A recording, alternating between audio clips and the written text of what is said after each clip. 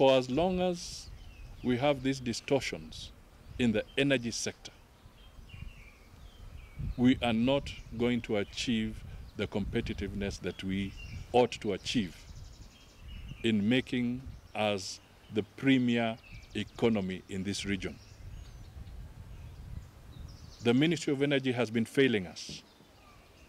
Kenyans have been subsidizing too much those who are doing business here.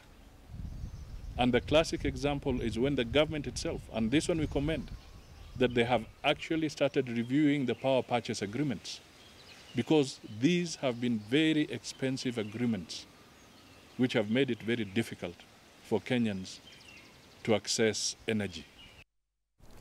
Right, and that is ANC Party Leader Musalia Mudavadi. He's speaking about what now has become one of the most expensive commodities in the country, and it is sort of the driver of the economy, or the fuel to the economy, the prices of fuel. In Mandera, they'll be paying 135 shillings 85 cents a litre of super petrol. For diesel, it will cost them 120 shillings 70 cents, and for kerosene it will be 110 shillings 88 cents, and it will be cheapest, I believe, in Mombasa, where they're paying about 120 shillings for a litre of super petrol. And of course, there has been a statement from the EPRA, that is the Energy Petroleum Regulatory Authority. They are saying that the reason why the prices have been going up for the past 3 months consistently is because of the landing cost that has been changing. But then when you scrutinize the numbers, you see that more than 46% of the price of fuel, of what you pay at the pump, is going to taxes and levies to the government. And I don't know how we deal with this. And let me begin with you, Senator Sylvia Kasanga, because it's been going on for quite a bit of time. One, Musalia Mudavadi is saying that there is price distortion. What is the true picture, and what role do you think Parliament can play in alleviating this pain that Kenyans face? Yeah, it's clear that tax is the biggest component when it comes to the cost of fuel today. And the same actually also goes with electricity. If you analyze the cost of electricity, I was just doing it the other day, especially those who buy with tokens, it gives you a good breakdown of the cost of electricity, and a lot of it is actually going to tax. And there's no doubt about it, the country was going to need some money. You know, in the end, the government has no money of its own. It has to raise money, and it has to be through taxes. So with the, you know, the increased debt ceiling that we have encountered, the fact that we have loans to pay for, to the point where now I can see in the newspaper we have to go again for another Eurobond to cover, you know, the loans that have been previously taken. You can see the appetite for the tax, because where is this money supposed to come from other than from the pockets of Kenyans?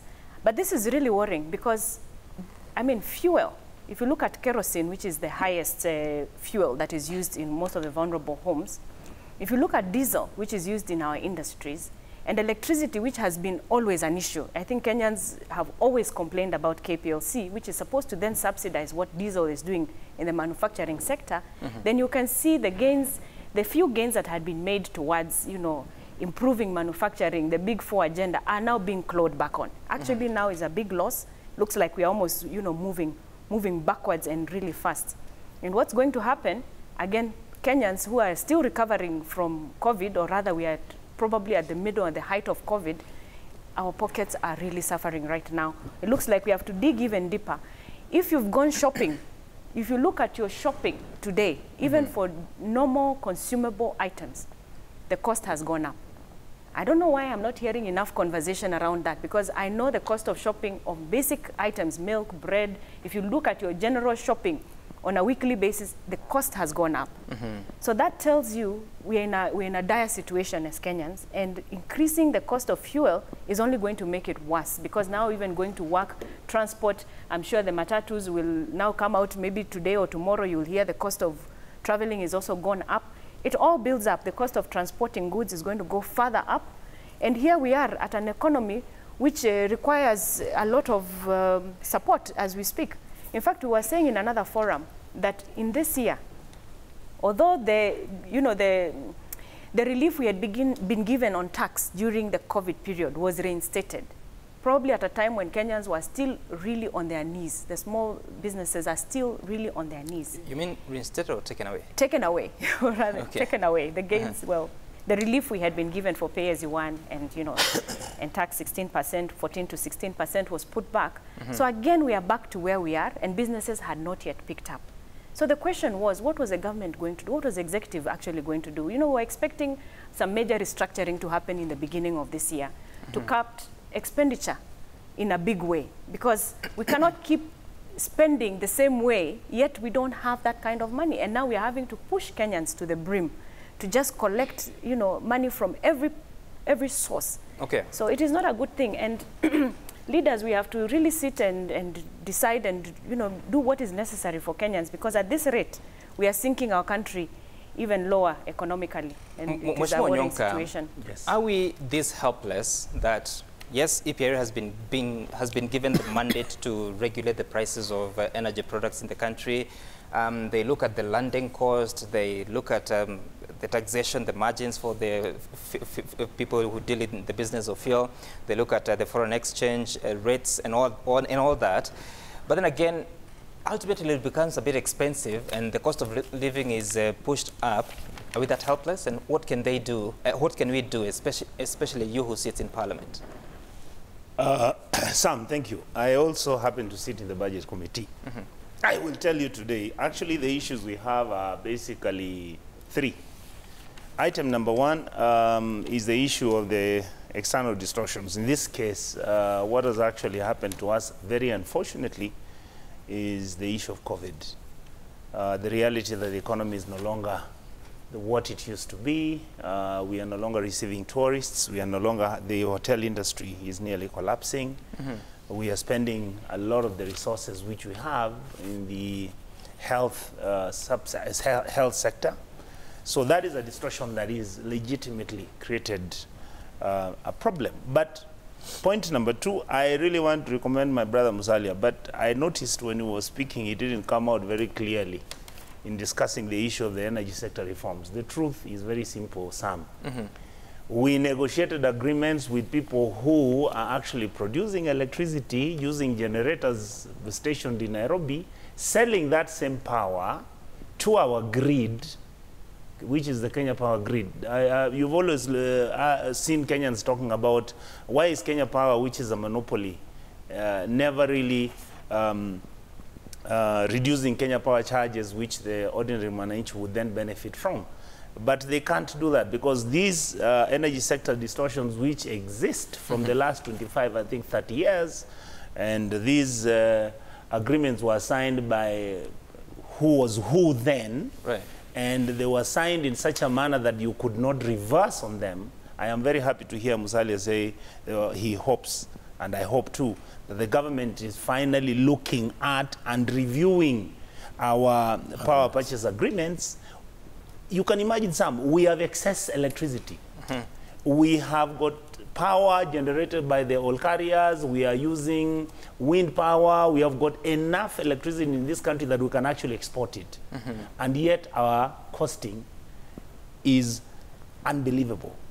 Nobody has ever tried to explain that. But the reason is those agreements, because the power these agreements are used, I mean, these companies, the agreement which they signed with the government is that these companies were going to continue supplying Kenya Power with electricity produced by diesel, and you see fuel is now increasing.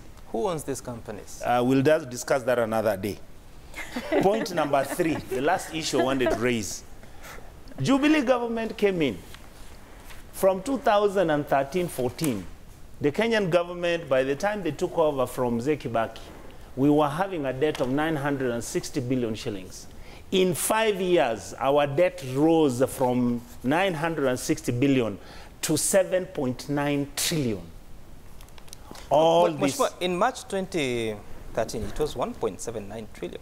That was, go even 13. But the amount of money right now we are asking to pay in debt is 9 trillion shillings in a period of 7 years. We were getting short-term loans. The interest, instead of it being the international money market, instead of the international money market giving us loans at 2 to 3%, we were borrowing at 13, 12, 7, 9%. On top of that, most of this money was actually misappropriated, stolen, misused, and most of this money is what is making now, where we have overborrowed, we are unable to pay our loans. In fact, the cost of fuel, all right, and Mheshimiwa Mwami, you will agree with me, the cost of fuel is going up. Why? Because we must raise taxes so that we can raise money so that we can pay for the debts which we have incurred. All this stuff you people are talking about, oh, you know, this money, why is IPRA? IPRA is under instructions to raise money. We have nothing. We have nowhere where we are going to raise money from. In fact, the only reason why we are able to afford our imports is because we are receiving money from the Kenyan diaspora, which is bringing about 29 billion shillings every month.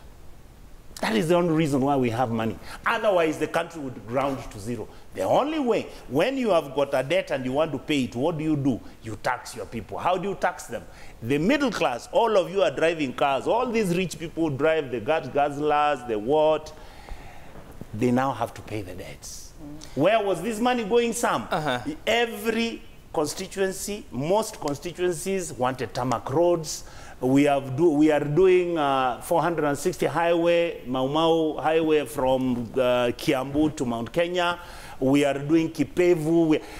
We are doing such big capital-intensive projects which needed money, and yet we forgot that sometimes people just need food, health, clothing, water.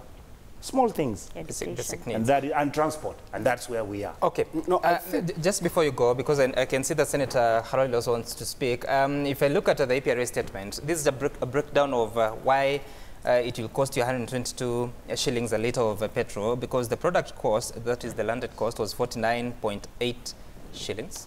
That is 49 shillings 84 cents.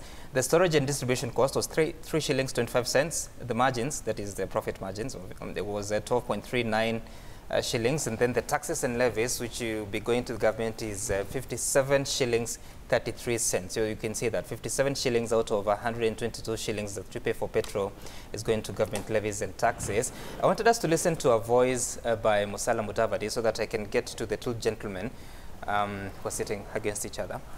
Let's hear from Musalia. In our villages and towns are in great distress. Many families do not know where the next meal will come from, and even when they get a meal, it is not enough to satisfy the household needs. Clearly, with increased prices of paraffin and other fuel, the situation is likely to get worse as prices of food soar. So the question comes, is it easier to speak and so difficult to execute? Because as he says, yes, very expensive projects, part of them were in the manifesto of Jubilee Party, but also part of them, the, what do you call it, inheritance from the Kibaki government. How do we balance the desire to modernize the Kenyan economy, but with the core desires of Kenyans, like he says, the basic needs and the affordability of those? I think what we are going through is a problem of leaders quick to speak, rather than digest the content of what they are saying. It is easy to condemn the government without the worry of getting into the details, because for you, your business is just to complain. I'll give you a quick example. A decision was taken to invest in infrastructure, as my brother said. When you hear of tarmac roads in every corner of the country, the question is, is the tarmac there? The answer is yes. If you see, every constituency was also given a TVET. Actually, 60 of them, not every constituency. Are those TVETs there? Now, when you invest in roads, in a railway, in the ports, those are the ingredients that will actually take off this country into serious development in the future. And now, when we have borrowed, the question is, are we able to pay? And the answer is, we have been able to pay. Because even whoever is giving you those loans has done due diligence. And in this due diligence, he is able to ascertain that you can be able to pay. Now, when the debt rose from 1.9 to 90 trillion, now many of the people who are complaining, they were actually part of that biashara of putting the debt ceiling. Like now when we put it to 9, We have reached 9. If we are to get it higher than that, they will need to come to Parliament. And when they come to Parliament, the Parliament will assess.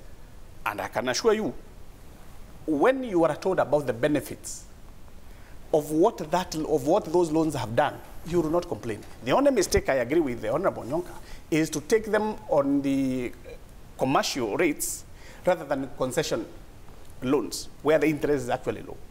And there is no country in the world which doesn't borrow. Mheshimiwa, you've said quite a bit of things there, and I'm just wondering, because the debt ceiling currently at 9 trillion shillings, as he says, we're almost hitting it, but the official figures from CBK says that as of November 2020, we're at 7.25 trillion shillings, but different sources says that we've already gone beyond that. But you're raising it to what? Because the GDP at the moment stands at about 12 trillion shillings. Yes. So if you have to look at the ceiling of 9 trillion, it's more than 70%. If you look at several countries, start with Japan. The GDP of Japan and the national debt is actually, the national debt is nearly 200%. So there is no problem even if you were to reach it to 12%. But look at Japan and then look at us. And I want to ask you this question because you say, if you look at the totality of the desire to invest in all this big infrastructure that you push the economy to that level, life is for the living and Kenyans are hurting. So that's why I ask you the question, how do you balance that desire of the big economics versus the small mwananchi who is struggling? Actually, what we are not telling the truth is the circumstances we find ourselves in. If you look at what happened last year, March, and today is another March, the last 12 months, the entire world has been shut down by the COVID-19 effects. We have not been left out. So when we are reeling under the COVID effects, it is actually unfortunate. Anybody will come and even raise these kind of prices in the midst of that COVID. When most of the businesses, even if you look at our CBD here, many of the five-star hotels are shut down. You can imagine all those employees are at home. When these employees are at home, the people who supply those hotels are also not supplying anything there. You can imagine the taxpayer, the VAT and the payee are not being remitted. So when the world is shut down on the COVID-19 effect, we should always, when you are complaining, take into effect or into your knowledge that the world is suffering, the country is suffering, and it is wrong, very wrong, to raise the fuel prices at this time. Okay. Senator Khalwale, I don't know what to call him, but the Deputy President has said that we need to stop relying on debt. Yet he has been part of that process that cleared, especially in the first term. What is the plan, the side of politics that you represent, if you are to form government in 2022? What is the plan to take us from these very expensive loans that we face now, but also improve the lives and livelihoods of people? The plan is not anything complex. It is just understanding the reality. The reality is bad fuel prices, however much they displease us, we must know that the problem is not the price of the fuel. The problem is with taxation. So if you don't like the prices, fix the taxes. Now, taxes don't fix themselves. Taxes are fixed by the tax managers. And the tax manager is the man who forms government. In fact, in the US, if it is not clear to voters how you're going to manage their taxes, you cannot win an election. Because the truth is, government has no money. There's no money that the government can call its money. There are many people who talk about public funds. There is nothing like public funds. What we have is taxpayers' money. So we hire a guy, the CEO of the republic, to manage those taxes, to manage our money. So, to answer you, we want to take over in 2022 so as to manage the taxes better. How so? How so? Just a moment. How so at a time that the public debt is too high, the repayment that is due every other year is too high, and there's a proposal to finance the counties up to the tune of 35%. How do you do that? How will you do it? You know, if you look at the model that we are using, it is true what Honorable Maore has said, that are the roads there? Yes. Is the SGR there? Yes. The model we are using is wrong. let me use the example of the SGR. The SGR is there, we can see it. But is it able to break even? It's not. It means it was not well thought out. We need to invest in projects that will pay back. Just building an SGR, and if you have had an opportunity to fly in the countryside, you'll find that the SGR ends nowhere, somewhere. You fly. Okay, what do you mean? It ends, nowhere or somewhere? it ends in the bush. Yeah, and it ends. You wonder. So it has come all the way from Uganda, I mean from Mombasa. Then it ends, I don't know if it is in somebody's farm or whether it is in somebody's whatever. It ends nowhere. The logic is, if SGR was ever going to pay, and if it will ever pay, we must do partnership with Burundi, with Rwanda, and Uganda and South Sudan, so that the SGR can transit goods to Kigali, to Bujumbura, and Juba and Kampala. If you don't do that, you will not pay for it. Senator Halwale, you know, government doesn't die. Sam, please allow me. Moment, so that we lock this. Yes. You inherit He's the running goodness away and from the the sense reality of the administration that was before you. Yeah. So we're already where we are. Yeah. SGR is already where we are. Yeah. And there's a debt to be paid. And all these infrastructural projects that are being conducted or being implemented, we'll have to pay for it. Yes. So what will you change in September 2022 if you win the election? No, I think when there are moments of You glory, have to, Maoka, you have to manage the producer economy. You have to manage your economy such that you move towards the producer and move away from the consumer economy. How do you produce The with problem, with the whereabouts? the producer economy works like this. Let's allow him to finish Can so I? that we understand what he's saying. Yes, yes. You have to work at it. Let me take, for example, the critical area in this country, which is called agriculture. Plays a very huge role in our country. Mm-hmm. That is a producer economy. So the moment you fix your agriculture, you fix your sugarcane farming, you fix your maize growing and other forms of agriculture, then you're producing. What do I mean by consumer? The same agriculture, if you don't fix it, ends up being consumer this way. That you are now just promoting farmers who do maximum of 2 acres, 3 acres. So they produce for subsistence, they are consuming. But if you do, like the thinking which Jubilee had in the first term, where they wanted to do irrigation. 1 million acres. 1 million acres. That thinking, we are supposed to think in that direction, so that we are self-sufficient food-wise and we have enough to export. Senator Halwale, I'll assume that it's work in progress because you've not given me a specific answer to the question I asked. Okay. But Honorable Onyonka, so with all this happening Yes. and all these concerns, any administration that comes will have to inherit the ills and the goodness of the current administration. True. What is the magic bullet? Sam, the first thing I wanted to say is that I congratulate Honorable Halwale for getting his leader, William Ruto, to accept that this country cannot develop on debt. I am so happy. Tell him that when you meet him next. Yes. Because he was part and parcel of the government which was on a spending spree, and now he's running away. where projects were being laid out like they were njugus all over the place. After he has realized the ship has tanked, now he's saying this was Uhuru's problem. Uhuru is the one who It's a actually... congratulatory message. I am congratulating you. Finally, they have accepted that he was part and parcel of the mess they created. Number two, we must be in a position, Sam, to reschedule our debts. Mm-hmm.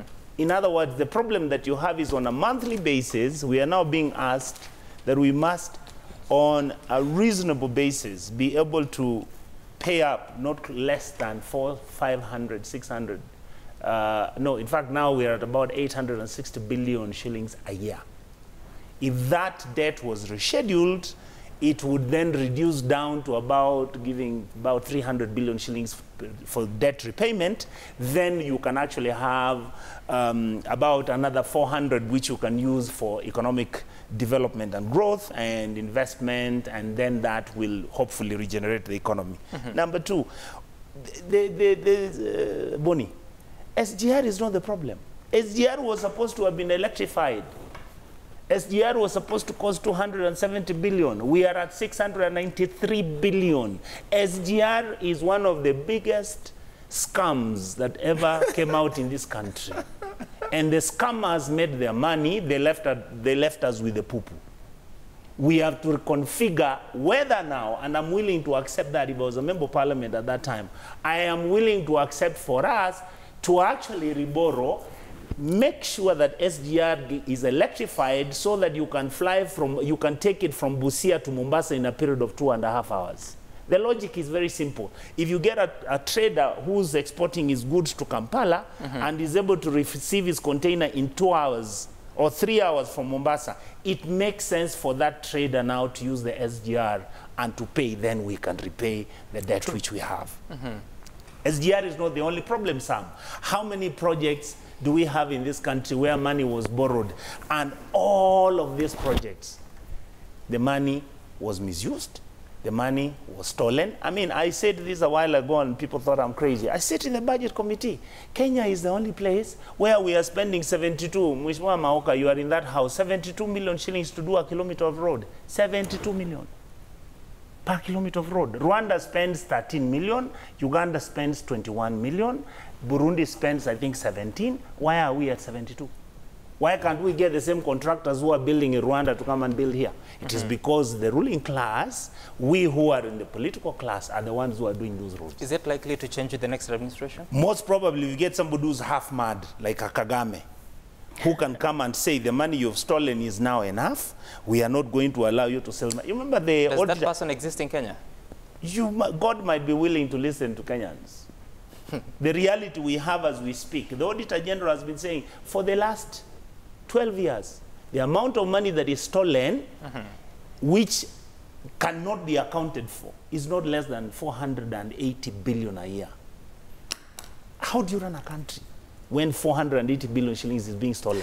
So all these things, Bonnie, you have been in parliament, you are in the committee or the Public accounts. The Public Accounts Committee and everything. You know that if Kenya gets leadership which has got good faith, which is disciplined, leadership which has integrity, this country can get itself out of debt, development can exist, you have economic growth, you can pick your people from poverty, and Kenyans will move on as if nothing happened. But you spoke about the issue of perpetual succession of governments. Kenyans must remain hopeful, because in 2003, we were at negative growth. Yes. But a Kenyan, not a foreigner, called Mwai Kibaki came and fixed it. He handed over to President Uhuru. We don't know exactly what happened. We are hopeful. So if you are wrong on the diagnosis, how will you treat? No, I'm saying with Uhuru. I'm not saying with the Kibaki. Kibaki handed over a thriving economy. And you don't know what happened? But then what happened between, from the time Uhuru took over and now, we are at loss. What? Many Kenyans are at loss. Okay? Now, what we are hopeful about, and for it, is that, God willing, if we take over, we will have the Kibaki effect. I don't think God is that. We will fix it. How would you do that while you're His leader, just a moment. Just a moment. Not everybody can talk. because I have a leader who I believe in. The principal advice of the president. Yes. I see no contradiction that he is the vice president. I mean, he's the deputy president.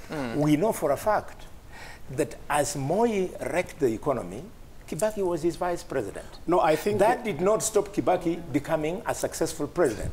So Ruto, when he's now on the driving seat, he's going to be a successful president. I don't think it is fair. I don't think it is fair to have this kind of story actually on air. Yeah, that is not right. You have vice president, you have somebody who doesn't have a say in what a lot of things happen. When you have a deputy president, they go around taking credit for the roads, for the projects, for the nice things Jubilee has done. But when they find something difficult to explain, they start stammering, like the debt. Like wishing how they can go and replace now this government, which they have been part of for 10 years. Actually, in most of that stealing, it is their wing which has been doing a lot of the stealing. Go to the issues of even the people who have been arraigned in court. If you just look at them, they have done enough mess, and now they want to come and they now preach and they say, oh, Kenyans, we want to rescue you. From what? Actually, they want to become like the dragons. But do you admit that there has been challenges in managing this economy? And, no, absolutely. Even the president said there is 2 billion stolen every day. Joseph Kenywa, at the head of public service, has actually said 30% of the budget is stolen. So if you have a 3 trillion budget, you can assume almost a trillion is stolen. So is there any solution that can come? Even no, the problem has been with our institutions. They have compromised all the institutions that should be doing this job. Who, them? Yes. Who's them? He knows. He's not even an elected official. How does he do that? No, I'm saying their side. The side he is supporting. He's a friend of the boss. The side he is supporting. Even friends the side he is supporting. When the DCI goes and starts investigating anybody, they come and complain. When the DPP does, they complain. When the ESCC does, they complain. So they have terrorized the institutions that are supposed to. But does the complaining stop the institutions from doing their work? In a big way. Oh. I'll tell you. These are individuals who operate in an environment. Just look at the office of the DPP. What has happened to it? The kind of files that are lying there without being released to go to court, they are massive. Okay, Senator Kasanga, I mean, it sounds like we'll never get out of this loop. You know, I want to just point on something Honorable Onyonka has said, that the negotiations that happened, in fact, Honorable Maoka has just mentioned that at the time the decision was made to do massive infrastructure development and do it on loan, the decision to go with loans that were at 14% is the big question here. That decision to go with those loans, why? Was it that the loans were so easy to get, that is why we were going for them? Why didn't we go with concessions that are lower, lower interest rates and long periods to do repayment? So I think any other government coming in future, and it cannot be the people who are already in government now. We've had enough, and we are saying thank you. Let's give this opportunity to somebody else who can come and look at how to restructure those loans, because that is the only way forward. Those loans must be restructured. The debt must be completely restructured, including rescheduling, restructuring, and over and above that, we must cut government spending. I don't know why that conversation is not happening enough. It's a very painful process. When C.S. Ukuri Atani came to the National Treasury, he promised exactly what you've said. Austerity measures, restructuring the debt, more concessional than commercial loans, and it's not working. Yeah, that's why we need a new government, and it can't be the same people who've been in government. We need now fresh government to come. These things, let me tell you, these things are not rocket science. And if you listen to our economists, by the way, this country is full of, our economists are world class. And they've been speaking on their platforms if you follow them. It is not that there's rocket science here that we cannot come out of this wood that we are in. It all depends on the discipline and the goodwill of the government of the day. And that's what I'm asking you. When you look at the political leaders we have in the country and all the political parties, do you see any such leader? But of course, we've not been given a chance as Wiper. Maybe it's time now you give us a chance. We show you what we can do. After all, we've been serving Kenyans very faithfully. It is true. I've been prosecuting issues here, even you, some you know. If we are given an opportunity, we are very able. Our interests have never been to chase around, things who are under the table and, compromising government institutions, as Maoka is saying. Maybe it happens when it is time to give other leaders an opportunity, because we are able and we've been here serving Kenyans. You know what I mean? But the fact remains that this is not rocket science. History has shown other governments being able to come out of such quagmires. We've seen Britain come out of quagmire and, create, a world superpower. Even the Americas and the others, and even other smaller, governments have done it. It is not rocket science. We just need disciplined, good-willed leaders who come and put Kenyans first, put their personal interests. Okay, Sam. After that. No, we need to take a short break. Just a second. Just one liner. One liner. With all those things Madam Sylvia has said, Senator Sylvia has said, we must also be able to fix our politics. Because we start elections, after 1 year after the elections, we start campaigning. You cannot have economic development if everybody is on election mode. Yes. Okay. We must fix that. All right. I've had enough heavy words. I need to take a break. Pagmaya, Kantakaras. Where do you get these words? From Babu Owino. All right, we'll take a short break. When we come back, we'll be talking about politics, alliances, and succession ahead of 2022. So stay tuned. You're still with Senator Halwale, with the Honorable Onyonka, Senator Kasanga, and Honorable Maore. We're back in a moment.